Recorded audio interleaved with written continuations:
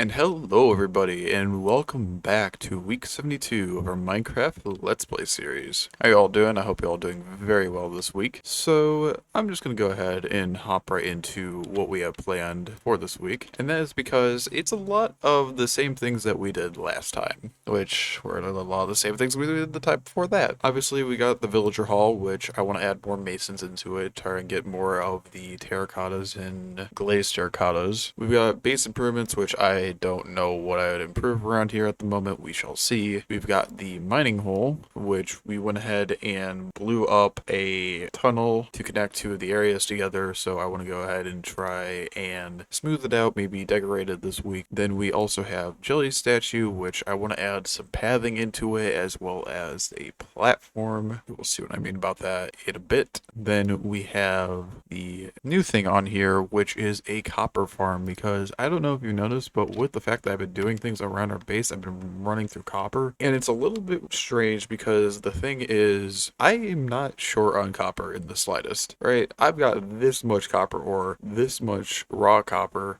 but reason why I am wanting to actually go ahead and make a copper farm is for a few reasons. One, I like making farms. I like watching them run, and this one is no exception, but also because I want to see if it's really worth it. Like, I have the ingredients in here, almost all the ingredients. I do still need to collect more tinted glass, and that is one thing I'm actually low up on, is the amethyst shards. I'll worry about that throughout the week though, so hopefully we'll be able to make the farm by the end of the week. But yeah, I'm interested in if this farm is actually worth it than just going mining. Of course, it'll be worth it to the point where I can just AFK, but it's one of those things of, do we actually make the farm, and is it worth building? Is it efficient? This is something I actually want to test. So this farm is more of, I'm not low on the resources. I am more curious of how interesting and how efficient the farm is. But that's going to have to wait for a little bit, because the first thing we're obviously going to be doing is working on our villager hall. I'm going to go ahead and start moving the villagers so you know what's going to happen. So we head into the nether and run over to where our villagers are, start sending them on their way, and of course wait for them to come to the portal so that we can go ahead and break the minecart to send them through. Rinse and repeat for the other 7 villagers.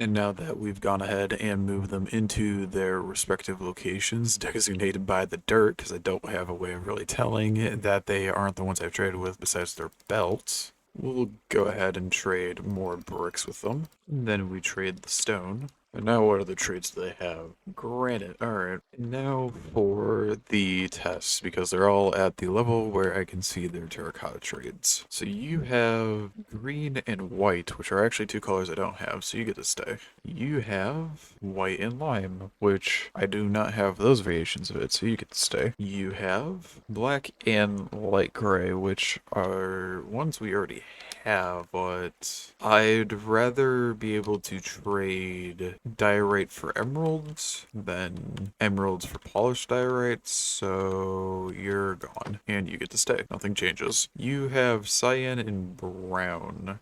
Alright, this is a conundrum because you have brown if I remember correctly.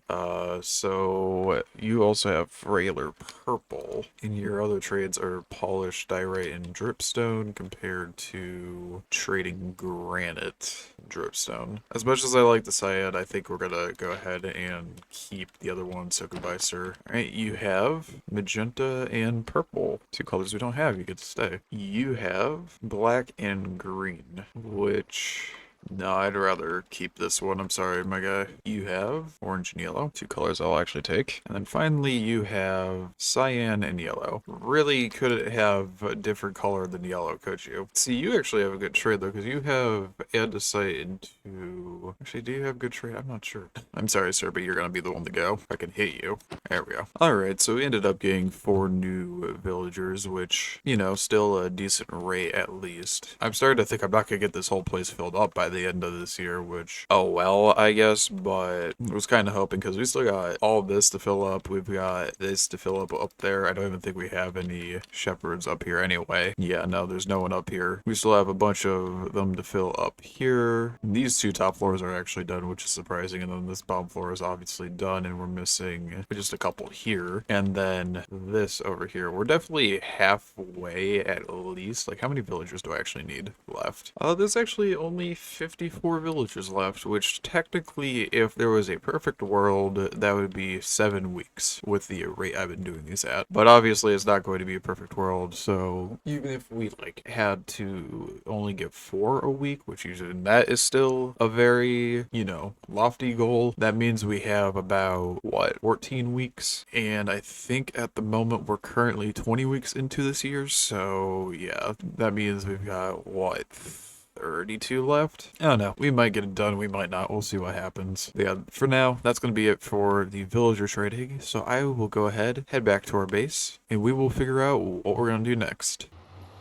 And actually, what we're going to do next is going to require a bunch of deep slate, especially, well, we're going to turn some to stairs, about 4 stacks of it, and then the other part of this is going to be probably deep slate tiles, if I were to guess, and that needs 1, 2, 3, 4, 5, 6, 7, 8, 9, plus 44. So let's go ahead and turn these all into what I need these for, or what I need these to be at least. And now that we have all those blocks for our mystery project, and let's be honest, it's not that much of a mystery, I'll go ahead and meet you guys over where I'm going to be using these. Yep, here we are where we're going to be working again, and there is so much dirt because of Enderman. Whatever, I'll worry about that later. But yeah, what we're going to be doing today is we're going to be doing a little bit of detailing around here, and I originally talked about having like pathing, and we're not going to get to that this week due to some of the things that I will talk about in the midst of what I do want to do. So, well, let's get started with what I do actually want to do. First things first is I want to add a stair trim on the edges of this. Now, I still want to do the mangrove wood on the circle, but I want to add some stairs for these platforms so that when this area is said and done, we can actually get up eventually. So yeah, I'm going to go ahead, place these stairs around the area, and I will meet you guys back when they are all in position. You can probably guess why they needed 4 stacks though now.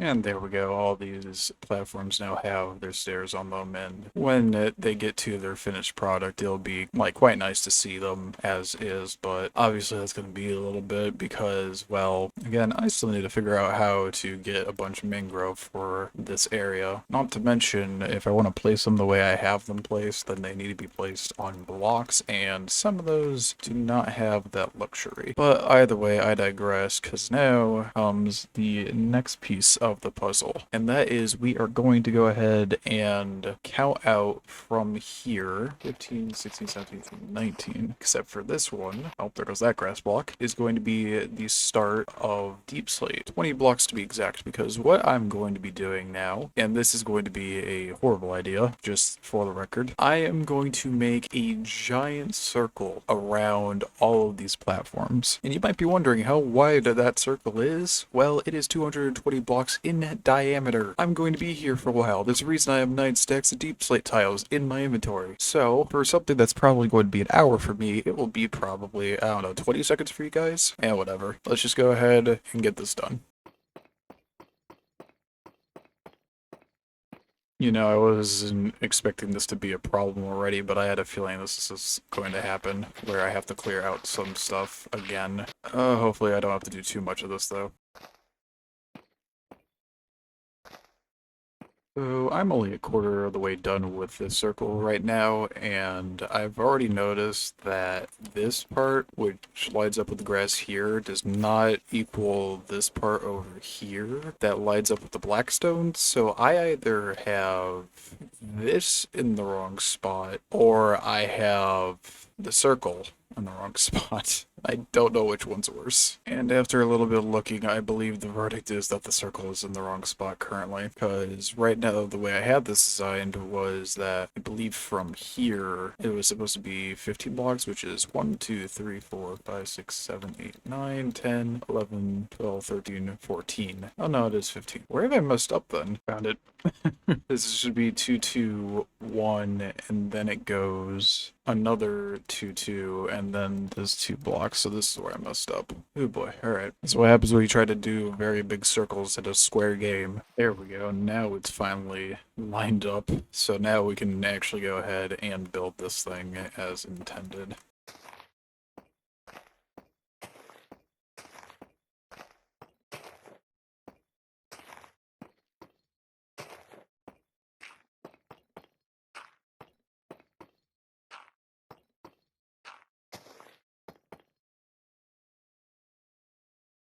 Man, I just can't win today, can I? I am a few blocks short and I don't understand how exactly that happened. Maybe I didn't pick up some blocks that I had to break originally, but either way, I gotta go grab some more. I will be right back so we can finish the ring.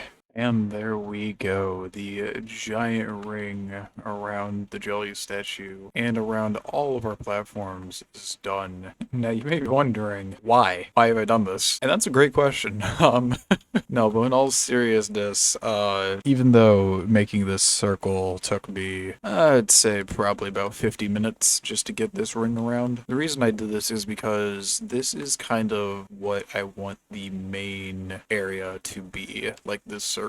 I'm going to try my best to fill up this entire thing with grass, depending on how much grass we actually have, and then we can get to work on the pathing that I was talking about earlier. Now, think about that is, yes, well, I may be able to work on the pathing, or not the pathing, but the grass. We're still going to have the issue then of light level down there, and I think what I'm going to have to do is first light up the area down here, because I'll eventually fill this in, but I'm not too worried about that right now, so I'll need to light this up under the platform that's going to be there, and then I can go ahead and take care of all the grass and just like fill it in like a printer essentially. But that is for another time because I had so much trouble with this one quadrant, and then it kind of actually went pretty well for the other three after I figured out the first one, so you learn from your mistakes, I guess. But for now, let's head back to our base so I can grab some items for the next thing on our agenda.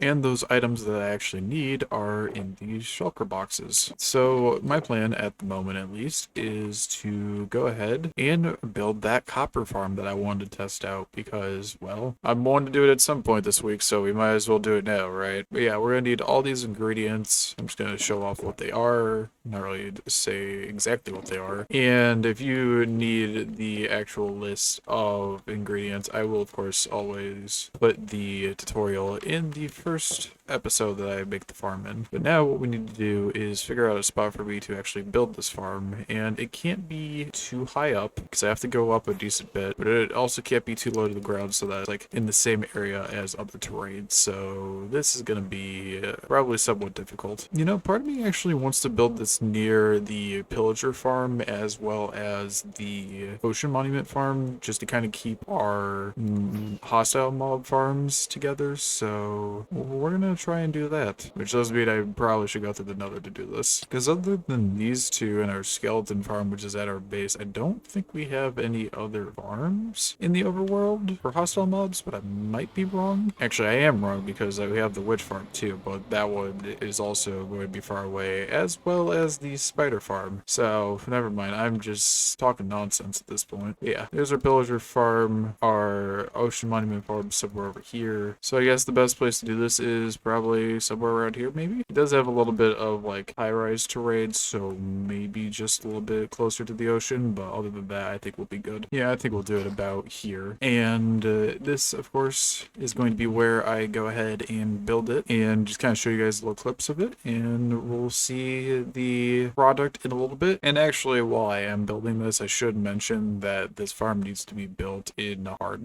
difficulty, I believe, or it does not actually work. And that is is due to a, well, mechanic in this game that I will explain a little bit later that I didn't even know existed, really. Actually, another thing I should probably talk about is that you need to build this farm in the west direction, which I almost messed up immediately, so that would have been lovely. But with those little disclaimers out of the way, now I believe we can get started on actually building this farm. I am now starting to regret building it this high if this is where the clouds are. Alright, first hiccup. I do not have the items that I need for this. I will be back with 43 random items, or I guess 86. And you might be wondering, Sky, why didn't you have these before you came over here? And that's because it was not in the list. And whatever, we've got a lot of honeycomb, we'll just use this. You know, I would love to have the audio on during this, but with the fact that currently if I have the audio on, it sounds like this, I'm just saving everybody the hassle at the moment. You know, if I go ahead and actually like press this, does it break it? No. Alright, good. It's just gonna be there for the time being. So something I actually do when I ask you guys while I'm building this is, would you guys rather see like the whole build process, like every component being built, or when it comes to farms, do you think just kind of like what I've been doing when I've been rebuilding these farms, do you think I should just do like little snippets here and there, or do you think I should just do how I've been doing it? If I've rebuilt it, do little snippets, and when I'm building it for the first time, do a full like show off of each component? Because I do understand that building farms is not obviously entertaining to everyone, so I just kind of want to see if I can hit a middle ground or something like that for everybody. But back to building.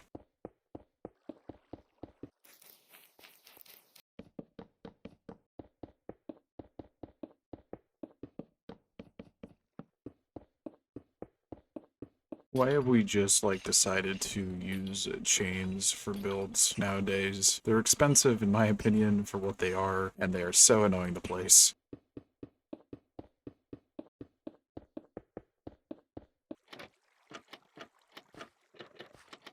And now that I've built this whole thing on this side, I need to repeat the process over here, which I'm not going to make you guys watch. I'll just go ahead and cut to when I actually, you know, have it built. Add snow golems. Last time we did this was a creeper farm, and I don't think it worked out that well. And just say how much I hate doing this because the golems rarely ever cooperate. Because I do. Really hate doing these. Oh, I should also say that you shouldn't build this in a savanna, mesa, or desert because of the fact that this requires snow golems to work, and they will immediately die if you put them in those biomes. Just a small reminder that snow does not mix well in hot climates. And there we go. And I think the only thing that went well during that was the fact that it did not rain while I was trying to place them in there. Oh, but we are not done yet. No, because apparently there is more steps to this than I had originally realized. And that is the fact that we now need to get a zombie into this farm, meaning that I need to wait until nighttime to try and get a zombie to spawn. It's the farm that just keeps on giving, isn't it? Place down a small spawning platform and wait for night, and of course it is noon. Hopefully I don't have to do this every time I want to use this farm, but if I do, then maybe this farm wasn't worth it, who knows? Alright, we've got a zombie and 2 creepers, so I need to be somewhat careful with this. We'll get the zombie in, and then we'll worry about the creepers after the fact, after that. Alright, zombie in. And now I think all we have to do is just stand here? Well, that's what I thought, but it seems I'm wrong. And I aggro the zombie over here. And now, come over here. More on, there we go. And now this farm should work, I believe. But I'm honestly not sure anymore, and I'm gonna sleep to get rid of this rainstone. Never mind. Kind of forgot already. So now the reason why this had to be in hard was that this should spawn more zombies, but I'm not entirely sure how this works. Yep, there we go. I can already see one in the rain. And you can see that it turned into a drown, and the other zombie's already over here, so this should exponentially start getting better and better. I mean, it's kind of working, but I thought there'd be more zombies. There should be more zombies.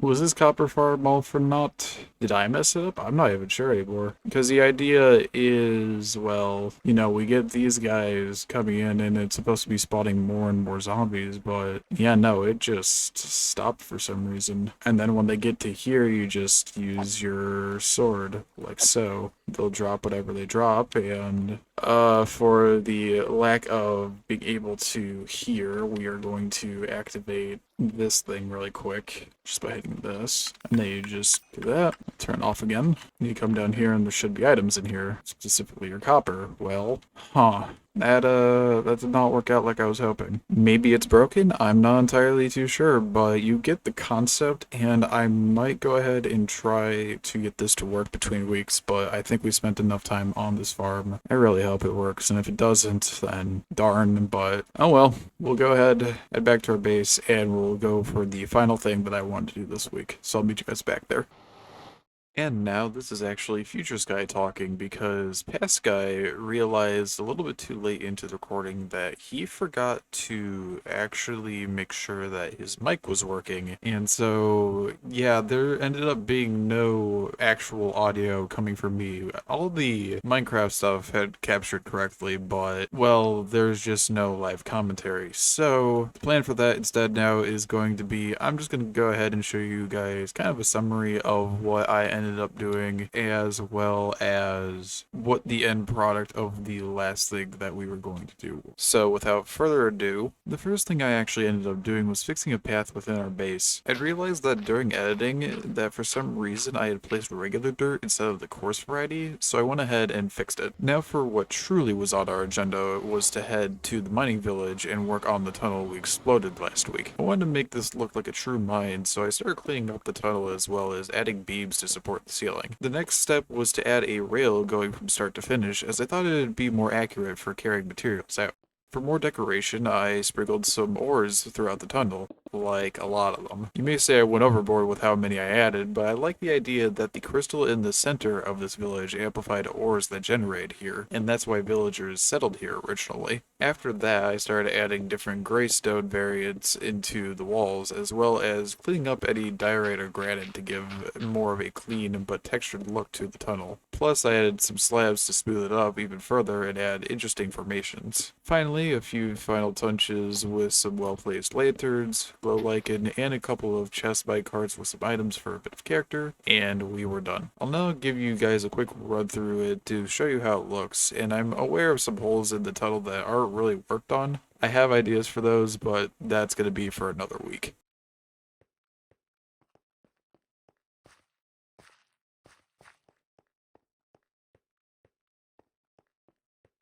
And that was everything that I ended up doing during that recording session. But sadly, as always, that is going to be it for this week. But we did end up getting a decent amount done. We, of course, went ahead and did more progress on our villager hall, getting the masons in, as well as building that lovely tunnel now in our mining village, which hopefully I'll be able to make another one in the future for the other connection. And then, of course, we went ahead, built the circle around the Jellie Statue, which will go ahead and give us the real estate to make some new pathings around Jelly, hopefully next week. And then, of course, we failed with the copper farm because for some reason, I don't know why, it just didn't end up working. I'm going to try and get it to work between weeks, but I legitimately can't promise anything. So yeah, with that all out of the way, I thank you all for watching. You guys all take care. I hope you enjoyed. Have a great week, and I will see you guys hopefully in the next one. All right, bye-bye.